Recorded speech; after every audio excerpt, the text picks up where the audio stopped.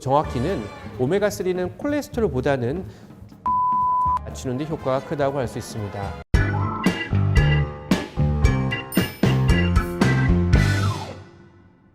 오늘은 콜레스테롤 낮추기 위하여 많은 분들께서 먹을까 말까 고민 중이신 크릴 오일, 오메가3에 대해서 이야기를 해볼까 합니다. 크릴 오일과 오메가3에 대한 지식과 거짓, 이번 기회에 정확하게 알아보실까요? 사실 저도 이 질문을 진료에서 굉장히 많이 받고 있습니다. 아마 많은 분들께서 뇌졸중, 심근경색과 같은 합병증이 오지 않도록 예방하시려고 콜레스테롤을 낮추기 위해 오메가3를 복용하시는데 굉장히 많은 관심을 가지고 계십니다. 그런데 결론부터 말씀드리면 건강기능식품에 포함된 정도의 오메가3 함량으로는 심혈관계 질환 발생을 감소시킨다는 어떠한 연구 결과도 없습니다.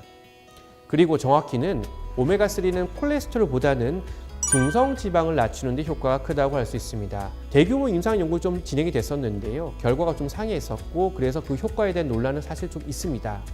다만 최근에 Reduce It이라는 연구에서 심혈관 질환을 발생을 한 20% 낮춘다는 결과를 보여주어서 처방을 하기도 하는데요. 하지만 이 연구에 사용된 오메가3는 용량도 건강기능식품에서 상당히 높은 것으로 알려져 있고요. 구성 물질도 같지 않기 때문에 건강기능식품을 복용한다고 해서 같은 효과를 절대 기대할 수 없습니다. 우리 몸에서 자체적으로 합성이 되지는 않아서 물론 식사로 통해 섭취가 가능한 경우가 대부분이긴 하지만 사실 저희 식생활을 생각해 본다면 특별히 보충이 필요한 경우는 거의 없습니다. 즉 오메가3를 따로 사드시기보다는 평소에 생선이나 견과류 등을 충분히 섭취하는 것을 더욱더 권장드리겠습니다. 크릴 오일은 남극바다에 주로 서식하는 크릴 새우에서 추출한 기름으로 오메가3 지방산이 함유되어 있어서 많은 관심을 받았죠. 하지만 크릴 오일도 결론부터 말씀드리자면 약물요법을 치료 중인 심혈관계 환자들에게 전혀 효과가 없습니다. 특히 크릴 오일은 그냥 건강식품인데요. 사실 건강기능식품들은 식약처에서 데이터를 통해 효과가 어느 정도 증명이 되면 허가를 내주고 마크도 붙어 있습니다. 하지만 크릴 오일은 대부분 식약처에서 증명받지 않은 일반 가공식품이라고 알려져 있습니다. 또 오메가 지방산이 크릴 오일 캡슐은 대략 40에서 200ml 정도 들어있다고 알려져 있고 생선 오일 캡슐은 사실 그보다 많은 300, 많게는 2000까지 들어있거든요. 즉 오메가3를 꼭 섭취하고자 하자면 생선 오일 캡슐이 조금 더 효과적이라고 할 수 있습니다.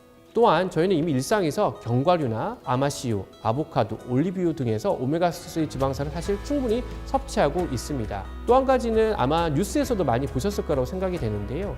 크릴 오일은 제조 과정에서 문제가 되는 경우도 좀 있고요. 그리고 원산지 등에 대해서 문제가 여러 번 제기되어서 제품에 따라서 안정성에 대한 걱정도 상당히 있는 것으로 알려져 있습니다. 높은 콜레스테롤 수치를 가지고 있다면 우선 스타틴 계열의 약물을 복용하는 것을 가장 먼저 추천합니다. 왜냐하면 이러한 약제들은 심혈관계 질환의 발생률을 낮출 수 있기 때문입니다.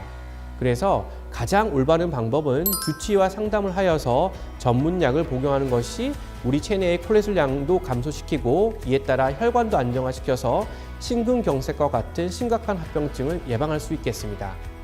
또한 금연이나 체중 관리, 건강한 식습관도 같이 동반하셔야 합니다.